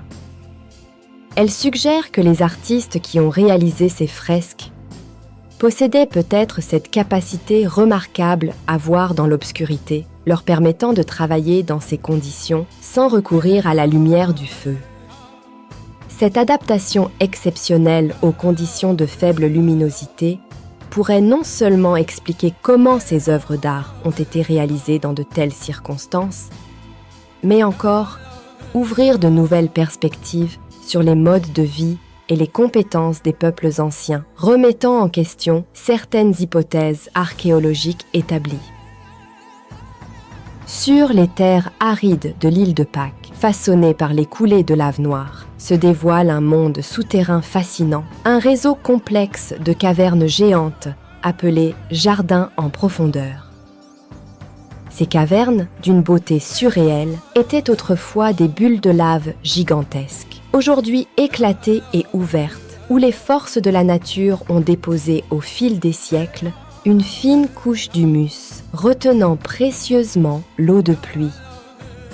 Dans ces jardins cachés, à l'abri des vents impétueux et de la sécheresse extérieure, les anciens habitants de l'île ont réussi à cultiver les bananiers et d'autres végétaux résilients arrachés à la terre ingrate des champs de lave. Ces oasis souterraines, reconnaissables à la touffe de verdure émergeant de la roche, s'étendaient sur des kilomètres, formant un labyrinthe verdoyant au sein d'un paysage par ailleurs stérile. Les cavernes adjacentes à ces jardins souterrains offraient refuge et protection aux populations locales. Aménagées avec des murs défensifs et des couloirs étroits, ces grottes abritant des lacs souterrains, véritables joyaux de vie dans un environnement où l'eau est un bien des plus précieux. Sans ruisseaux ni rivières, les habitants de l'île dépendaient entièrement de ces réservoirs naturels pour leur survie, surtout durant les périodes de sécheresse et les conflits. Les guerres de surpopulation ont exacerbé la lutte pour l'accès à l'eau, transformant ces points d'eau en sites stratégiques, défendus jusqu'à la mort. L'île porte les stigmates de ces âges sombres, où la mort prenait deux visages, celui des conflits sanglants et des épidémies, et celui, plus apaisé, des périodes de calme où les survivants, peu nombreux, reprenaient possession de leurs terres, érigeant les statues mystiques qui font aujourd'hui la renommée de l'île de Pâques. Les étranges statues du volcan. À l'intérieur de l'enceinte sacrée du Rano Raraku, ce volcan transformé en carrière par les anciens habitants de l'île de Pâques, se dresse un assemblage impressionnant de statues, les moai, dont la stature moyenne atteint les 10 mètres. Plus de 200 de ces colosses en pierre parsèment le paysage, éparpillés dans un désordre qui semble pourtant obéir à une logique mystérieuse, chaque statue fixant du regard un point précis, peut-être une direction géographique ou une étoile lointaine. Ces gardiens de pierre, sculptés dans le but de demeurer éternellement aux abords du cratère, offrent un spectacle saisissant, radicalement différent de ceux qui peuplent les falaises de l'île. Gabriel Ververi, porteur de la sagesse Rapa Nui, éclaire le mystère de leur présence et de leur orientation singulière. Selon lui, chaque moai du Rano Raraku est une entité sacrée, veillant sur une partie spécifique du monde, détenteur d'un pouvoir et d'une responsabilité qui lui sont propres. C'est cette garde vigilante qui confère à l'île son surnom évocateur de nombril du monde. Les moai tournés vers le sud revêtent une importance particulière. Ils sont les gardiens des énergies venues des confins glacés de l'Antarctique, canalisant leur force vers une imposante pierre volcanique rouge. Cette pierre, située à la pointe d'un triangle imaginaire, reliant les îles du Pacifique, est le cœur pulsant de leur pouvoir, un lien tangible entre le monde terrestre et les forces cosmiques qui régissent l'univers. Dans le cratère du volcan Rano Raraku, un spectacle saisissant se déploie. 276 géants de pierre, les moai, se dressent ou reposent sur le sol, témoignant de l'ingéniosité et de la spiritualité d'une civilisation ancienne. La diversité de leur taille, allant de 3 à 22 mètres, fascine et interroge, ajoutant à l'aura mystique de ces colosses. La répartition de ces statues en 2 groupes distincts, l'un semblant être attiré par le cœur même du cratère volcanique et l'autre s'élançant vers l'immensité de l'océan, soulève des questions sur leur signification originelle et leur fonction au sein de la société Rapa Nui. La matière même dans laquelle ces géants sont sculptés intrigue. Certains, façonnés dans une roche qui semble défier les éléments, restent immaculés comme protégés des assauts de la pluie, du vent et de l'érosion, tandis que d'autres portent les stigmates du temps recouverts de mousse et érodés. Cette différence de résistance aux forces naturelles a donné naissance à une croyance locale. Les statues non couvertes par le lichen sont encore vivantes, comme si leur matière avait la capacité de capter et de conserver les ondes d'énergie vitale. Cette idée rejoint celle d'objets dits magiques dans de nombreuses cultures, capables de retenir les forces cosmiques. Selon les expériences et les considérations ésotériques, des matériaux tels que le cuivre, le bois dévitalisé ou le basalte peuvent servir de réceptacle à ces énergies. Ainsi, les Moai de l'île de Pâques, au-delà de leur fonction de gardiens de mémoire ou de marqueurs territoriaux, pourraient également être perçus comme des collecteurs de force, des points de convergence entre le monde terrestre et des dimensions spirituelles plus vastes. Fait est qu'au pied du volcan, un spectacle d'une intensité presque surnaturelle se déploie. Les Moai de la première époque, des colosses de pierre nés de la main des sculpteurs anciens, restent figés dans ce paysage qui évoque les terrains lunaires. Ces statues, contrairement à d'autres dispersées sur l'île, n'ont jamais été destinées à orner les ahus, les plateformes cérémonielles. Elles étaient vouées à demeurer là, au cœur de la carrière volcanique, comme si elles gardaient le secret de leur propre création. L'atmosphère qui règne dans ce lieu est empreinte de grandeur, mais aussi d'une angoisse palpable. On a l'impression que le temps s'est arrêté net, figé par une force cataclysmique. L'abandon soudain de ce lieu de création, où résonnaient jadis les coups précis des outils sur la pierre, interroge. Pourquoi ces artistes, véritables sculpteurs de Dieu, ont-ils cessé brusquement leur œuvre? Les vestiges laissés sur place, ces outils primitifs et ces statues interrompues dans leur élan, semblent être les témoins muets d'un arrêt brutal de l'activité. Plus de 80 œuvres inachevées suggèrent qu'un événement soudain a mis fin à la taille des statues sans signe avant-coureur d'un déclin progressif. La question demeure, quel désastre a bien pu frapper ces artistes et leur communauté pour provoquer un tel silence? Les hypothèses sont nombreuses. Une guerre fratricide qui aurait déchiré la communauté, la folie d'un roi obsédé par la grandeur de son projet au point de perdre le sens des réalités, un cataclysme naturel tel qu'un impact météoritique d'une proximité destructrice, ou encore une épidémie foudroyante décimant la population. Ce sanctuaire de pierre, avec ses géants éternellement immobilisés, reste un mystère, une énigme engloutie par le silence des siècles. Comment marchaient les Moai?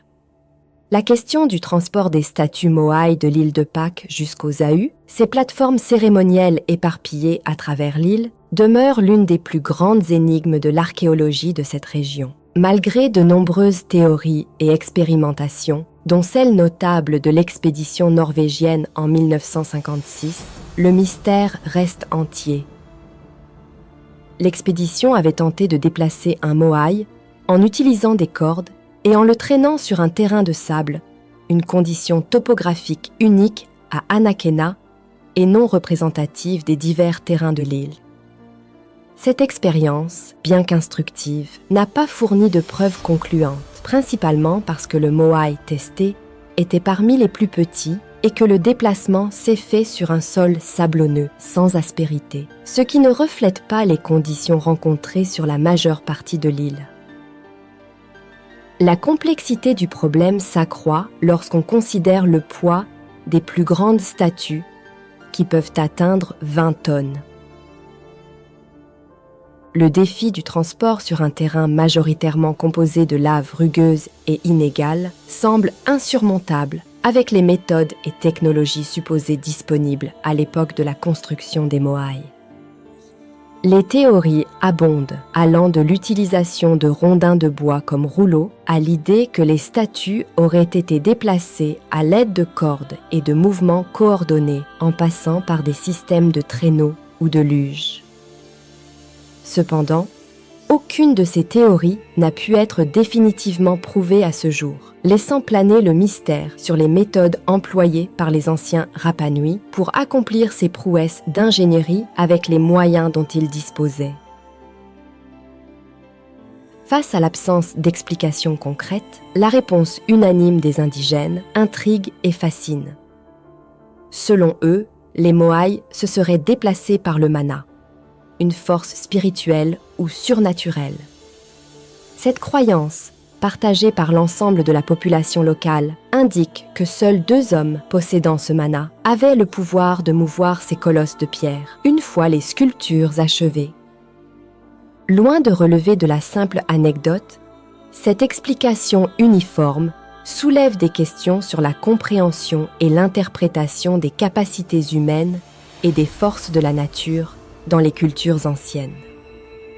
Bien que la notion de mana, en tant que force motrice littérale, puisse prêter à sourire aux yeux de la logique moderne, elle invite à une réflexion plus large sur les connaissances et les technologies potentiellement perdues au fil des siècles.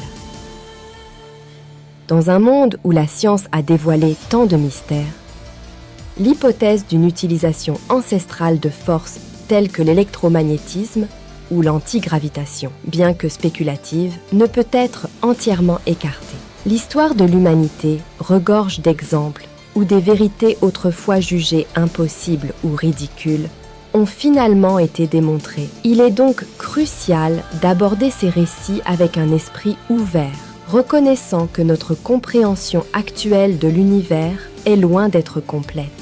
Les propos des indigènes, témoins d'une tradition orale séculaire, pourraient détenir des fragments de vérité encore inexplorés par la science moderne. Cette perspective, loin de reléguer ces croyances au rang de superstition, les positionne comme des pistes potentielles pour de futures découvertes, dans la quête incessante de l'humanité pour comprendre son passé et les capacités extraordinaires qui pourraient avoir été les siennes. La présence de statues massives déplacées sur la falaise du volcan de l'île de Pâques, sans laisser de traces de leur passage, défie en effet toute logique conventionnelle. La question du transport de ces monolithes de 10 à 20 tonnes par-dessus d'autres statues, sans aucun signe apparent d'outils ou de méthodes utilisées, reste un casse-tête pour les chercheurs. L'argument selon lequel une civilisation en âge de la pierre polie ne pourrait pas réaliser de telles prouesses architecturales est remis en question par des exemples à travers le monde, où des sociétés dites stationnaires ou régressives ont réalisé des prouesses architecturales ou artistiques remarquables, défiant les perceptions modernes de la technologie et du progrès. Il est crucial de rester ouvert au possible, surtout en archéologie, où les découvertes récentes continuent régulièrement de repousser les limites de notre compréhension historique. Il n'y a pas si longtemps, l'idée que l'humanité ne datait que de 100 000 ans était largement acceptée, une notion désormais obsolète au vu des avancées scientifiques. Les récits indigènes attribuant le déplacement des statues au mana, une force ou énergie spirituelle, bien que difficile à accepter pour l'esprit rationnel, ouvre la porte à des interprétations qui pourraient un jour trouver un écho dans des domaines scientifiques tels que la parapsychologie ou l'étude des champs magnétiques. L'île de Pâques, avec son passé mystérieux et son magnétisme particulier, pourrait détenir des clés inattendues pour comprendre des phénomènes qui dépassent notre cadre logique actuel. La fascination pour les méthodes utilisées pour transporter et ériger les statues Moai de l'île de Pâques s'accompagne d'une série d'observations et de théories qui défient l'explication conventionnelle. L'affirmation d'un indigène selon laquelle les statues avanceraient debout, tournant en demi-cercle sur leur base ronde, évoque l'image d'un mécanisme presque électromagnétique. L'expédition norvégienne a tenté de démontrer la faisabilité de l'érection des Moai par des méthodes traditionnelles, réussissant à redresser une statue de taille relativement modeste. Cependant, cette réussite ne résout pas le mystère des statues plus imposantes, ni de celles perchées sur les ahus avec leurs pukao, les chapeaux de pierre rouge, certains placés à des hauteurs vertigineuses, sans trace visible des moyens utilisés pour les hisser. La présence d'une statue de 22 mètres de hauteur pesant environ 50 tonnes, reste l'un des plus grands mystères. Avec des dimensions dépassant l'entendement, un visage et un cou de 7 mètres de hauteur pour 3 mètres de diamètre et un nez de 3,40 mètres de long, cette statue, toujours attachée à la roche de la falaise du Rano Raraku, représente un défi logistique monumental. Le fait que l'île ne disposait pas de bois en quantité suffisante pour créer des leviers ou des rampes de lancement à l'époque de la construction des Moai rend encore plus perplexes les chercheurs et les passionnés d'histoire. Les techniques de construction cyclopéenne, connues dans d'autres régions de la Polynésie, ne semblent pas applicables ici, étant donné la nature unique et la taille massive des sculptures de l'île de Pâques. La découverte de la statue accroupie sur l'île de Pâques, révélée par l'expédition norvégienne dirigée par Thor Heyerdahl, représente un moment clé dans la compréhension de l'histoire et de la culture de cette île mystérieuse. La particularité de cette statue, avec sa barbe distincte, suggère fortement une influence ou une origine extérieure à la culture polynésienne, traditionnelle, peut-être même précolombienne. Une hypothèse qui rejoint les croyances de Heyerdahl concernant les migrations anciennes. La ressemblance de cette statue avec les représentations du dieu des Olmecs, une civilisation de l'ancien Mexique, est frappante et soulève des questions passionnantes sur les interactions entre les peuples de l'Océanie et ceux des Amériques bien avant l'arrivée des Européens. Cette connexion est d'autant plus intrigante que les Olmecs étaient souvent appelés les hommes de l'eau salée, un terme qui évoque des voyages et des explorations maritimes.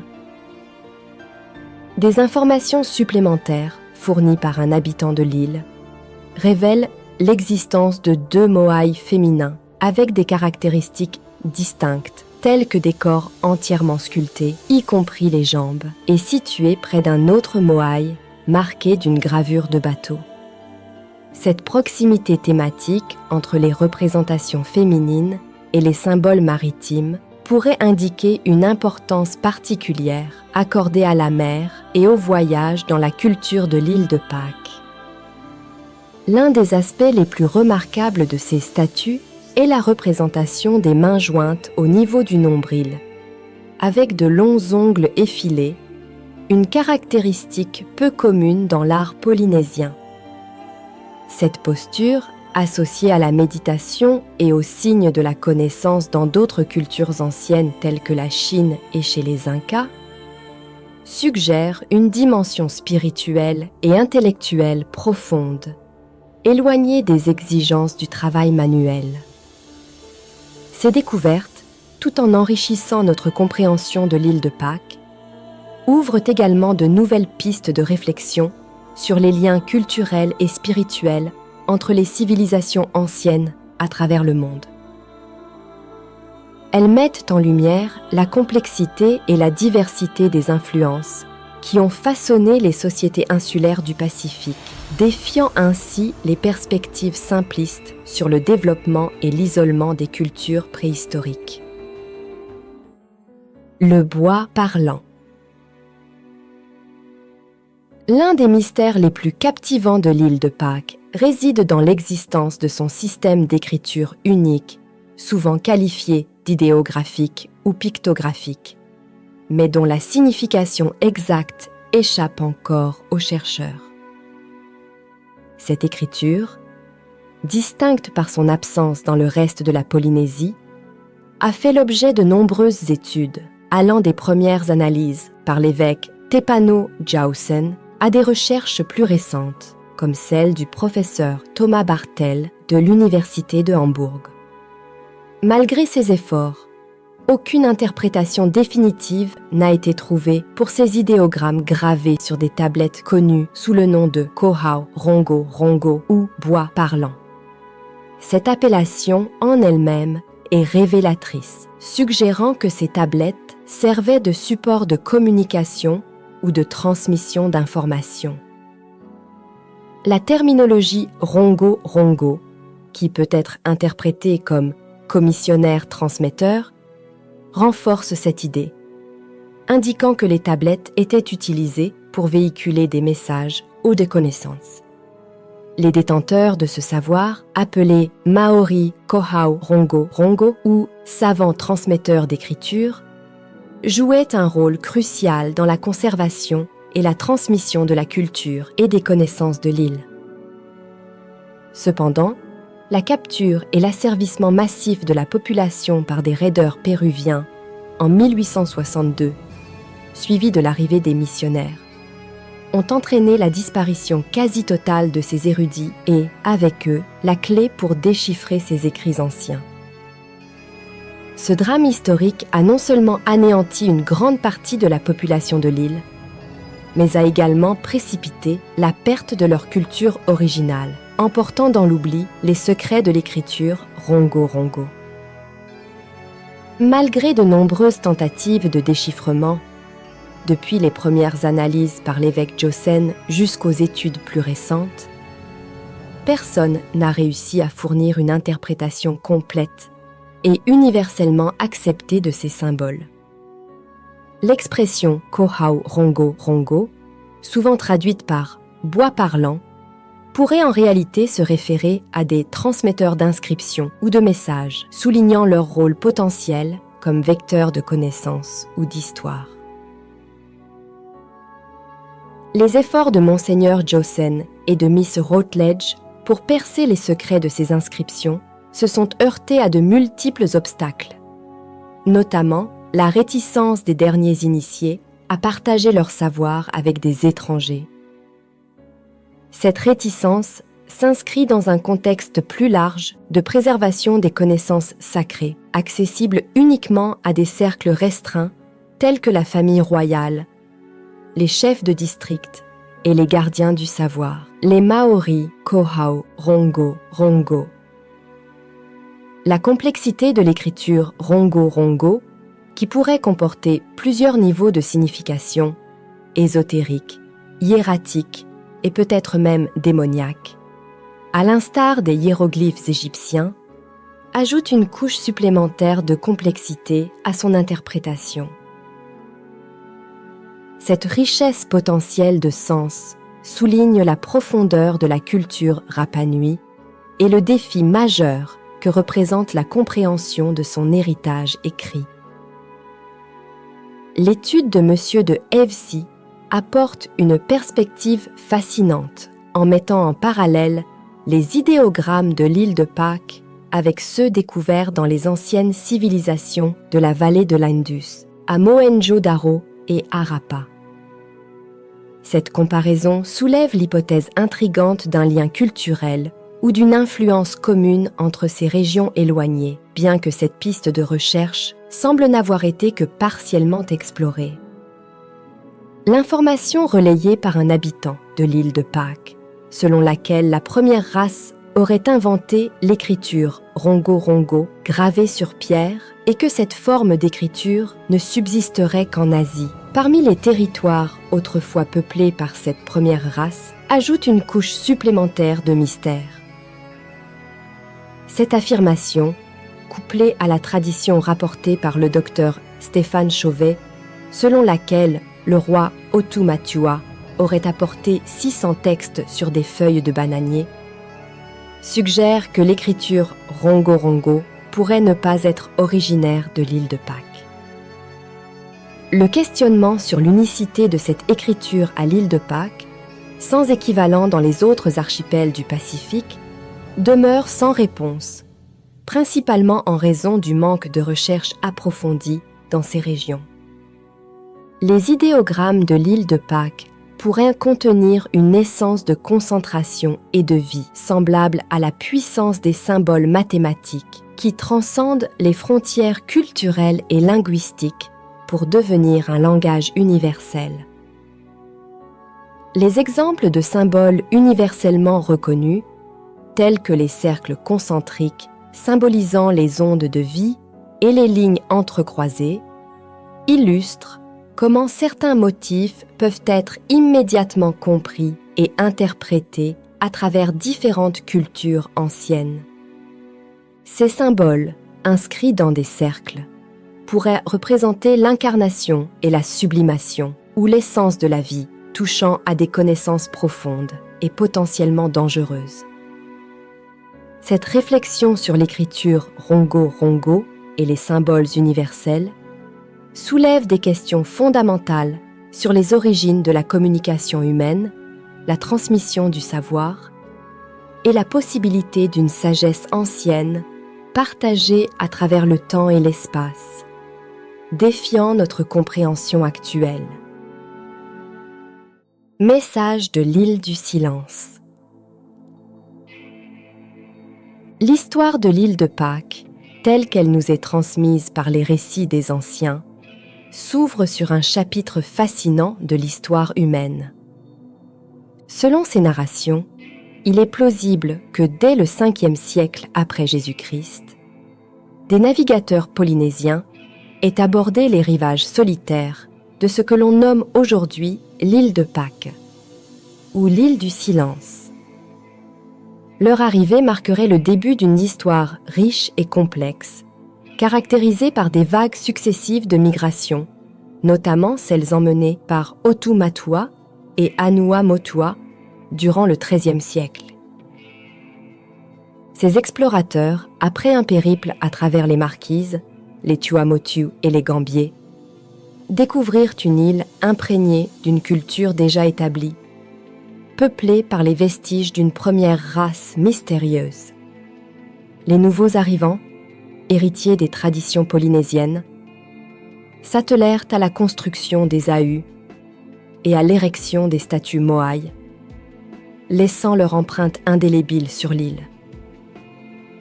Mais l'île de Pâques recèle également les traces d'un passé encore plus ancien, témoignant de l'existence d'une civilisation antédiluvienne à l'origine de son fabuleux héritage culturel. Cette civilisation, venue de l'Est, dépasse la simple notion de peuplement précolombien et soulève des questions fondamentales sur l'histoire de l'humanité et les connaissances perdues d'un monde ancien. La recherche archéologique sur l'île de Pâques ne se limite donc pas à une quête esthétique. Elle révèle une histoire profonde et troublante qui défie nos conceptions du temps et de l'éthique. La reconnaissance de cette race prédiluvienne, dotée d'une connaissance avancée et d'une compréhension profonde du cosmos, pourrait ébranler les fondements de la science moderne. Les conversations nocturnes au campement des Mazières, éclairées par la voûte céleste et le passage des satellites, ont révélé des informations capitales. Ces récits, transmis avec une précision littérale, apportent un nouveau éclairage sur les mystères de l'île et invitent à une réflexion plus large sur notre place dans l'histoire de la Terre et dans l'immensité de l'univers. Voici ce que Francis Mazières a enregistré mot à mot dans son calepin, exactement comment ces révélations angoissantes et sidérantes lui ont été révélées. Les habitants de Jupiter ont réglé les accords des planètes. La statue, amenée en Belgique, est une des plus anciennes, mais sa force lui a été complètement enlevée. La briseuse des vagues. La première planète que les hommes vont connaître est Vénus. Notre corps ne peut résister plus de 2 mois sur les planètes. Toutes les planètes adorent le Soleil. Peu d'étoiles sont habitées. Il existe des gens parmi nous que nous ne pouvons pas voir. Une tablette très sacrée a été volée à l'île de Pâques. La ville dans laquelle elle se trouvait a été brûlée. Louvain, en Belgique. Note historique. La Première Guerre mondiale est l'une des pages les plus sombres de l'histoire de Louvain. Occupée dès le 20 août 1914 par les troupes allemandes, qui ont pénétré en Belgique 2 semaines plus tôt, la cité universitaire, dans l'actuel Brabant flamand, voit une fusillade se déclencher le soir du 25 août. Les Allemands allument alors des feux en divers endroits de Louvain qui détruiront un bon millier de maisons et des bâtiments publics, dont l'imposante bibliothèque. Le courant et la lumière de Vénus sont produits par l'air. Deux planètes, Jupiter et Mars, manquent d'électricité naturelle. Elles ressemblent à la Terre. Il n'y a pas de vent. Seule notre Terre possède des hommes de différentes couleurs. Il y a un seul soleil et personne ne peut y vivre. Des gens vivent sur la Lune. Il existe une planète sans plantes, sans terre, formée juste d'eau et de pierre. Les formes humaines qui y vivent sont différentes et naissent dans l'eau. Sur cette planète existent des mines de métaux différents des nôtres, et particulièrement un métal unique, plus fin que l'or, de couleur vert-noir, bleu, jaune, rouge. La planète est formée d'une boule de pierre et de fer. Il faut percer la croûte de fer par un feu de pierre pour atteindre le métal. Le métal se produit très fin, par feu de pierre et d'eau. Il peut être employé comme tissu. L'île de Pâques fut différente. Il n'y avait pas de pluie, mais résurgence d'eau de la terre. Elle avait la même forme. Le climat était très chaud et des plantes énormes y poussaient. La race première de l'île exista sur 2 îles de Polynésie, sur une partie de l'Asie et sur une partie de l'Afrique sur laquelle vivent les volcans. Une île du Pacifique a reçu en garde le pouvoir mort à l'île de Pâques. Dans cette île, et c'est le seul endroit au monde, où vivent encore quelques exemplaires de l'arbre ancien qui poussait sur les 4 parties du monde. L'arbre de vie ne possédait pas de fruits. Il y a des milliers d'années, la pierre du Rano Raraku était différente et dure. C'est le changement de climat qui a modifié la contexture de la roche. Il y avait des animaux sur l'île de Matakiterani. Les volcans apparurent au temps de la première race. C'est tout ce que nous savons. Alors voilà, chers amis, nous voici arrivés au terme de cette incroyable odyssée au cœur de l'île de Pâques, un récit qui, je l'espère, a su captiver votre attention et exalter votre imagination. Nous avons traversé ensemble la terre des géants de pierre, exploré des cavernes secrètes et plongé dans les récits anciens des Rapa Nui. Je tiens à vous remercier du fond du cœur pour avoir partagé cette aventure avec moi. Votre curiosité et votre soif d'aventure sont les véritables moteurs de ces explorations. Et c'est ensemble que nous donnons vie à ces récits oubliés.